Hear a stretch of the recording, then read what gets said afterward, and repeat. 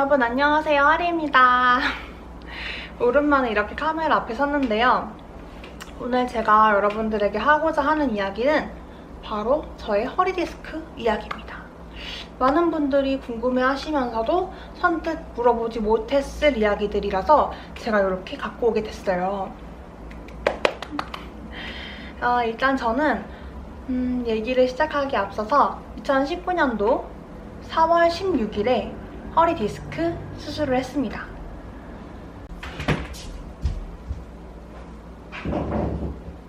네, 저는 2019년 4월 16일 허리 디스크 수술을 했고요. 병원은 수원에 있는 나누리 병원에서 하게 되었습니다. 제가 그때 당시 너무 경황도 없고 얼핏 기억하는 건 있는데 확실하게 막 어떤 수술했고 이런 게 기억이 나질 않아서 이렇게 제가 받았던 서류를 가져왔고요. 여기 보시면 수원 나누리 병원이라는 표시도 있고 이 진단서를 가지고 여러분들에게 얘기를 해보려고 해요. 일단 병명은 추간판 탈출증 요추 4번 5번간이었고요. 상기 환자는 요통 하지 방사통으로 내원하여서 2019년 미세 현미경 추간판 제거술로 시행을 했다고 나와 있습니다. 요거는 제가 왜 갖고 있냐면 그 당시에 다니던 회사에 스타벅스에 다녔었는데 물론 지금도 다니고 있지만 스타벅스에 현재 다니고 있지만 그때도 스타벅스에 다니고 있어서 스타벅스 일을 잠시 쉬어가는 데에 있어서 좀 필요한 서류였어요. 그래서 요거를 제출하기 위해서 갖고 있었고 일단은 이야기를 한번 어떻게 진행을 하려고 하냐면 제가 어떤 통증을 느꼈고 언제 방사통이 있었고 뭐 이렇게 어떻게 재활치료를 했는지 등등등등 그냥 편안하게 나의 디스크 수술 전과 후와 그 당시 뭐 등등의 흐름을 한번 쭉 대화로 얘기를 해보도록 하겠습니다. 편안하게 들어주세요. 일단 처음 대화를 해보자면 여러분, 제가 처음 통증이 있던 건 2019년 설날이었어요. 설쯤. 그러니까 정확히 기억을 하는 게 설 연휴였어요. 그때 제가 외갓집에 놀러 갔어요. 근데 외갓집에 가면은 다들 편하니까 사람들 다 이렇게 저처럼 막 이렇게 막 기대 있고 막 옆으로 막 이렇게 앉아있고 그러잖아요. 저도 그때 외갓집 소파에 굉장히 안 좋은 자세로 그냥 들어 누워 있었어요. 근데 그러고서 일어났는데 허리가 뻐근하다기보다는 다리가 저리더라고요. 다리가 좀 아프더라고요. 근데 뭔가 자세 때문인가? 허리가 좀 뻐근하네? 근데 그 다리 저린 것도 다리 저린 건데 그 골반 통증이 좀 있었어요. 그래서 왜 그러지? 엉덩이가 좀 아프네? 약간 이런 느낌? 그 골반과 그런 좌골 쪽에서 좀 아픔이 있었어요. 그래서 그냥 그렇게 있다가 점심을 먹고 저녁에 제가 외갓집 근처에 친구들이 좀 있어서 친구들을 만나러 갔습니다. 친구들을 만나서 이제 술을 마시는데 그때 당시에 코로나가 아니어가지고 저녁 늦게까지 술을 먹었어요. 근데 계속 희한하게 아픈 거예요. 그래서 친구들한테 야, 희한하다, 나 이거 오늘 아침부터 아파, 이런 식으로 얘기했더니 그때 친구들이 저한테 야, 너가 다리를 많이 쓰는 직업이라서 그래, 너가 많이 서 있는 직업이라서 다리 많이 풀어줘야겠다, 이런 얘기를 했어요. 그러니까 저나 제 친구들 전부 다 그런 통증에 대해서 뭐 거의 몰랐던 거죠. 근데 저는 그게 당연하다고 생각해요. 뭔가 내가 겪지 않은 질환에 대해서 그렇게 잘 알고 있는 사람이 얼마나 되겠어요, 세상에. 그래서 그런가 보다 하고 이제 집에 돌아와서 좀 쉬니까 나아졌거든요. 근데 이제 그러고 나서 두 번째 통증의 시작은 한동안 괜찮게 지내는데 저는 그때 당시에 스타벅스에 리저브 매장이 있어요. 굉장히 그때는 무거운 글라스를 사용했던 때였는데 지금처럼 코로나가 있지도 않아서 매장에서 절대 일회용 컵을 사용할 수 없던 시절이었죠. 그래서 그 글라스들을 세척하고 운반해야 했어요. 그리고 리저브 매장에는 나이트로 콜드브루라는 걸 판매를 하는데 그거를 세척하는 게 진짜 무거워요. 근데 이제 그런 거 세척하고 뭐 무겁게 왔다 갔다 하면서 제가 그때 그 세척을 하면서 엄청 아팠던 기억이 있어요.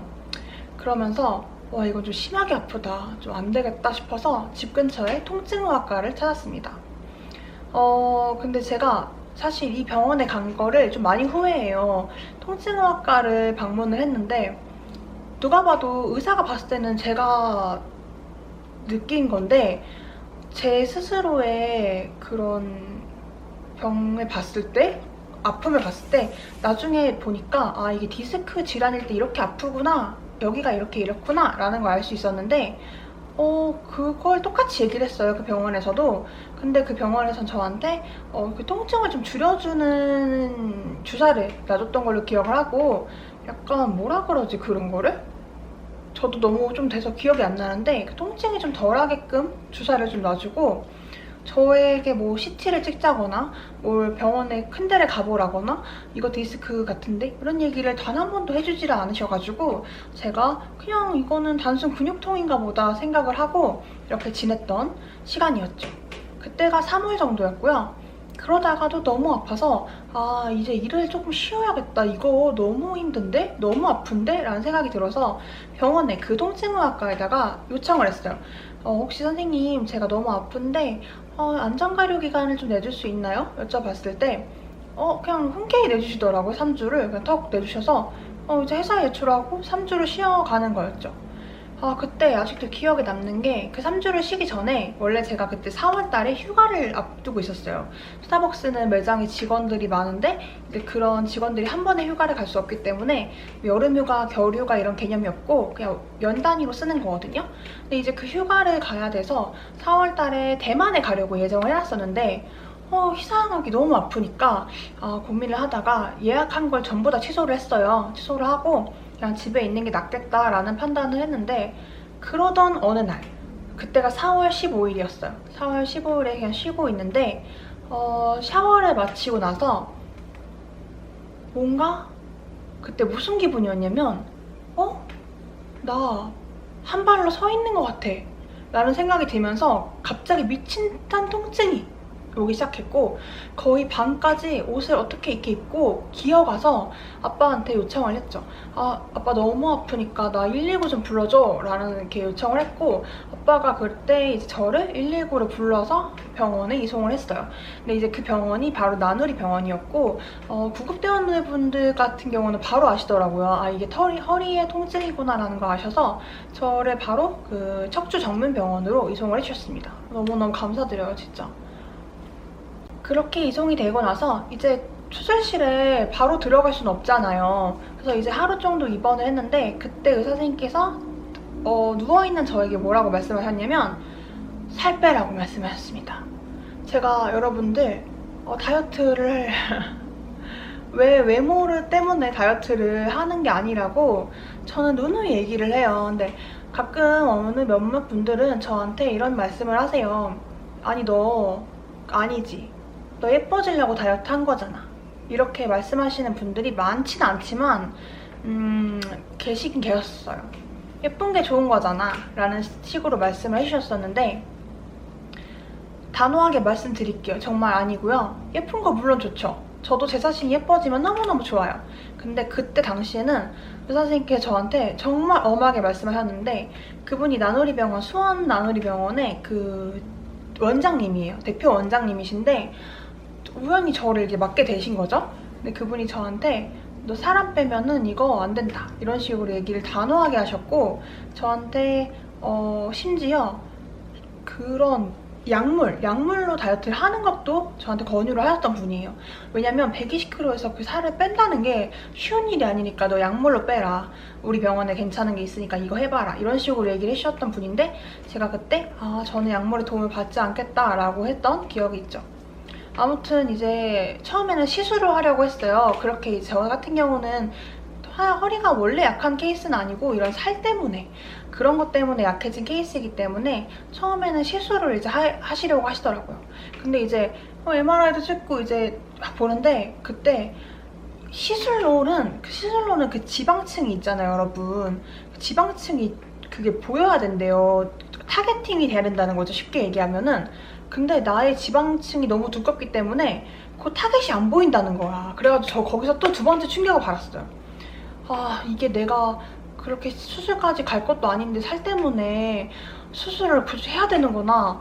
그래서 결국에 미세현미경 그 수술로 해가지고 전신 마취를 하고 바로 다음날, 그러니까 4월 15일날 실려가고 4월 16일날 바로 수술을 하게 됐죠. 그랬습니다. 그때 실려가고 나서 막 친구들한테도 연락하고 그랬는데 진짜 제 자신이 너무 믿게 느껴졌었어요. 그러니까 항상 나 자신을 되게 사랑하는 사람이었는데 그 순간만큼은 눈물이 많이 났던 것 같아요. 지금도 말을 하면서 좀 울컥하는데 그때는 좀 집안 어른들한테도 죄송하고, 그러니까 나 자신을 관리하지 못했다는, 좀 나 자신이 좀 미웠어요. 솔직하게 말씀드리면. 그랬습니다. 근데 이제 그러고 나서 수술을 잘 마쳤어요. 너무 감사히 잘 마쳤고, 그 이후에 복대를 차고 생활을 했어요. 복대를 한번 보여드릴게요. 너무 오랜만에 꺼내오는데 이렇게 생긴 복대인데, 이제 이거를 허리에다가 이렇게 보면은 뒷면이에요. 이게 코르셋 같이 되어 있고, 얘를 이렇게 당겼을 때 당겨지고, 그래서 이렇게 동그랗게 한 거를 아까 큰 플라스틱 판에 받쳐서 허리를 감고 다녔습니다. 이거를 제가 평생 갖고 있으려고 해요. 진짜 평생 이때의 기억을 잊지 않으려고 보관하고 있는데, 너무 오랜만에 꺼내와가지고 낯설다. 이렇게 이 복대를 차고 생활을 오래 했어요. 되게 오래 했는데 이거를 3개월을 차고 있다가, 그러니까 매번 차고 있는 건 아니고 이렇게 일어날 때는 무조건 차고 있었고요. 앉아있을 때도 차고 있어야 됐고, 그리고 수술하고 나서 한 달은 절대 앉지를 말라고 하셔가지고 앉지를 못했어요. 수술하고 일주일 뒤에 퇴원을 했고, 한 달은 앉지를 못했고 누워있어야 했고, 걷는 건 당연히 안 됐죠. 한 달이 지나고 나서 병원에 한번 다시 갔어요. 그때 이제 슬슬 걸어 다녀라 라고 말씀하셨고, 그때 선생님께서 저한테 간헐적 단식을 권유하시더라고요. 살을 급하게 뺄 수 있는 방법 중에 하나라고 생각을 하시고 추천해 주신 것 같아요. 그래서 그때부터 제가 간헐적 단식을 하면서 약간 좋은 다이어트 식단을 좀 챙겨 먹기 시작했습니다. 스스로는 절대 할 수가 없었고요. 가족들의 도움이 있어서 정말 감사히 잘 해냈습니다. 그렇고 이제 많은 분들이 운동을 궁금해하실 것 같아요.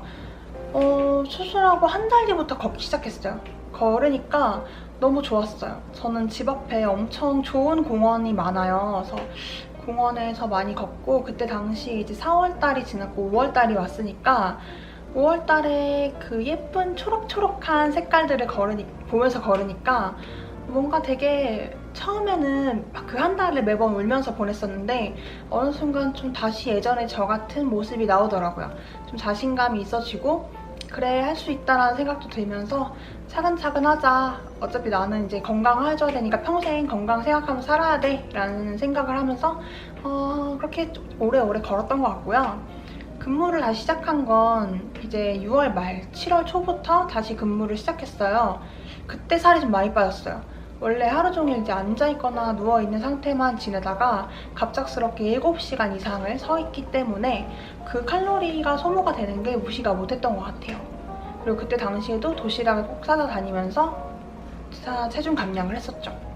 그때 당시에 저랑 같이 일했던 파트너들은 저의 체중 감량을 꾸준히 보신 거예요. 그래서 늘 대단하다고 말씀해 주시는데 진짜 감사하죠.